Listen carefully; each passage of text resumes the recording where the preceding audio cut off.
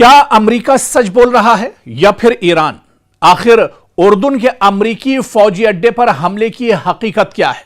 और पूरी दुनिया दरअसल इसे समझना चाह रही है, क्योंकि IRGC की तरफ से जो बड़ा दावा किया जा रहा है कि जो हमला उर्दून पर किया गया है, इसमें अमेरिका को बहुत बड़ा झटका लगा है, अमेरिका को बहुत बड़ा नुकसान उठाना पड़ा है।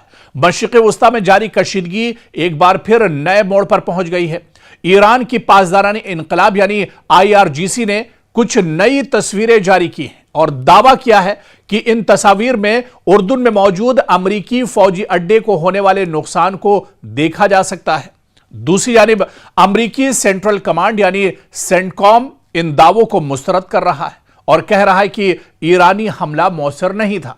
ऐसे में बड़ा सवाल यही है कि आखिर इस हमले की हकीकत क्या है?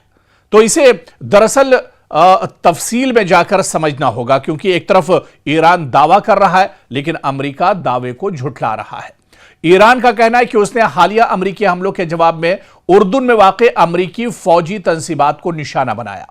IRGC की जानिब से जारी की गई तस्वीर में कुछ इमारतों, हैंगर्स और फौजी ढांचे को नुकसान पहुंचा हुआ दिखाया गया है।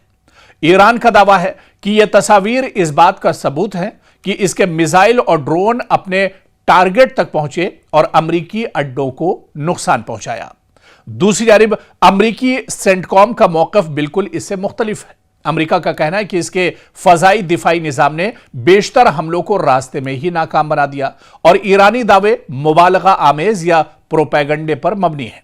अमेरिकी हुकाम के मुताबिक फौजी ऑपरेशंस मामूल के मुताबिक जारी हैं और किसी बड़े नुकसान की तस्दीक नहीं हुई है। लेकिन दिलचस्प बात यह है कि आजाद जराए से अभी तक इन तस्वीर की मुकम्मल तस्दीक नहीं हो सकी है, यानी न तो यह वाज़े तौर पर साबित हो सका है कि तस्वीर वाकई इसी अमेरिकी अड्डे की है और ना ही यह कि नुकसान किस हद तक हुआ है। यही वजह है कि दोनों ममालिक अपने अपने बयानिए पर कायम हैं। उधर जो एक्सपर्ट हैं या माहिरीन हैं, इनके मुताबिक इस तरह की तस्वीर जारी करने का मकसद सिर्फ फौजी कामयाबी दिखाना नहीं बल्कि नफ्सियाती दबाव बढ़ाना भी है, अपने अवाम का हौसला बुलंद करना और आलमी सतह पर अपना मौकफ मजबूत करना भी होता है। तो आज की जंग सिर्फ मैदान में नहीं बल्कि मालूमात, तस्वीर और बयानिए की जंग भी एक तरह से बन चुकी है। लेकिन माहिरीन ये भी कहते हैं कि अमेरिका क्योंकि दुनिया का सुपर पावर है, एक बड़ी ताकत है, और ईरान अगर उसे इस तरह का झटका देती है या IRGC उसके तैयारे और उसके मिसाइल और ड्रोन को तबाह करते हैं तो अमेरिका दरअसल इस तरह की खबरों को छुपा लेता है। अमेरिका नहीं चाहता है कि उसकी तबाही और उसके नुकसान की जो खबरें हैं वो दरअसल दुनिया के सामने आए। इसी वजह से अमेरिका बड़ा प्रोपेगेंडा करता है और अमेरिका झूठ का सहारा लेता है। और यहां पर यह मानकर चलिए कि वाकई में अगर IRGC के दावे में दम है और अगर यह घटना सच्ची है तो अमेरिका को काबिल जिक्र नुकसान पहुंचा है और इसके खित्ते की सलामती पर भी इसके बहुत दूररस असरात मुरत्तब हो सकते हैं। और अगर ईरान के दावे दुरुस्त साबित होते हैं तो जाहिर सी बात है कि इसका सबसे बड़ा जो असर है वो अमेरिका की साख पर पड़ेगा और डोनाल्ड ट्रंप के लिए बहुत बड़ा झटका है। हालांकि तेहरान इस खबर की तस्दीक कर रहा है और उसने बाकायदा तस्वीरें भी दुनिया के सामने जाहिर की हैं और उसने दिखाया है कि आखिर उस दिन क्या हुआ था जब उर्दून पर बड़ा हमला ईरान की तरफ से किया गया था। ईरान अमेरिका के कई जेट F-35 तैयारे मार गिराए गए थे, अमेरिकी फौजी भी इसमें मार गिराए गए थे, कई अमेरिकी फौजी मारे गए और कई जख्मी हुए हैं। इस तरह की भी खबरें हैं। लेकिन अमेरिका दरअसल अपनी साख बचाने के लिए या यह कहा जाए कि अपनी इज्जत बचाने के लिए अमेरिका लगातार इस तरह की खबरों को लेकर प्रोपेगेंडा कर रहा है। गजा जंग खत्म होने की तरफ है, यह बहुत बड़ा सवाल है, क्योंकि ट्रंप का बड़ा ऐलान है कि हमास समेत तमाम मुसल्लह ग्रुपों के साथ हथियार डालने पर तारीखी मुआहदा एक तरह से हो गया और यह कोई और दावा नहीं कर रहा है, यह दावा दरअसल डोनाल्ड ट्रंप कर रहे हैं। हालांकि डोनाल्ड ट्रंप के दावे में कितनी सच्चाई है یہ دنیا ایک طرح سے دیکھ رہی ہے کس طرح سے ڈونلڈ ٹرمپ کے بیانات لگاتار بدلتے رہتے ہیں، لیکن کیونکہ غزہ جنگ کو لے کر یہ بڑا بیان آیا ہے، حماس کو لے کر یہ بڑا بیان آیا ہے، اس وجہ سے اس پورے بیان کو دراصل سمجھنا ہوگا، کیونکہ امریکی صدر ڈونلڈ ٹرمپ نے اعلان کیا ہے کہ غزہ میں حماس اور دیگر تمام مسلح گروپوں کے مکمل غیر مسلح ہونے یعنی ہتھیار ڈالنے کے لیے ایک تاریخی معاہدہ طے پایا ہے۔ انہوں نے اسے غزہ میں مستقل امن اور اسرائیل کی سلامتی کی جانب ایک اہم پیش رفت قرار دیا ہے۔ ٹرمپ نے اپنے social media platform Truth Social پر کہا کہ یہ معاہدہ مرحلہ وار نافذ کیا جائے گا۔ ان کے مطابق ہتھیار ڈالنے کے عمل کے ساتھ ساتھ اسرائیلی فوج بھی بتدریج غزہ سے انخلا کرے گی، جبکہ سیکیورٹی برقرار رکھنے کے لیے ایک بین الاقوامی اسٹیبلائزیشن فورس تشکیل دی جائے گی جو نئی فلسطینی پولیس فورس کے ساتھ مل کر ایک طرح سے کام کرے گی۔ ڈونلڈ ٹرمپ نے مصر، قطر اور ترکی کی ثالثی کی کوششوں کو بھی سراہا اور کہا کہ اس معاہدے سے غزہ میں نئی فلسطینی انتظامیہ کے قیام کی راہ ہموار ہوگی۔ تاہم اس اعلان کے باوجود صورتحال مکمل طور پر واضح نہیں ہے۔ حماس کی جانب سے اس معاہدے کی باضابطہ تصدیق سامنے نہیں آئی ہے، جبکہ اسرائیل نے بھی اس پر حتمی سرکاری رد عمل جاری نہیں کیا ہے۔ مبصرین کے مطابق معاہدے پر عمل درآمد اور اس کی کامیابی کا انحصار آئندہ مذاکرات اور زمینی پیش رفت پر ایک طرح سے ہوگا۔ دراصل ڈونلڈ ٹرمپ نے جو دعویٰ کیا ہے اس میں کتنی سچائی ہے یہ تو آنے والے دنوں میں ضرور پتا چلے گا، لیکن اس میں کون کون سے فریق شامل ہیں، کس کس سے بات ہوئی ہے، کیا حماس کو بھی ایک طرح سے ڈونلڈ ٹرمپ نے کانفیڈنس میں لیا ہے، اور اس سے پہلے بھی جس طرح سے آپ کو یاد ہوگا کہ جب غزہ میں اسرائیل سے کہا گیا تھا کہ جنگ بندی ہونی چاہیے، یہاں پر اب خون خرابہ رکنا چاہیے، حملے رکنے چاہیے، لیکن آپ کو اچھے سے یاد ہوگا کہ امریکہ نے ثالثی کی تھی، لیکن حماس تو مان گیا تھا کہ جنگ بندی پر راضی ہو گیا تھا، لیکن اسرائیل نے بھروسہ ایک بار پھر سے توڑا تھا اور اسرائیل لگاتار حملے کرتا رہا۔ ابھی لگاتار آئے روز اس کے غزہ اور جو مغربی کنارہ ہے وہاں پر لگاتار اسرائیل کی طرف سے حملے ہو رہے ہیں، جس میں ہزاروں لوگوں کا قتل عام کیا گیا اور 2-4-5 لوگ، کوئی دن ایسا نہیں ہے جس دن 2-4 لاشیں نہ بچتی ہوں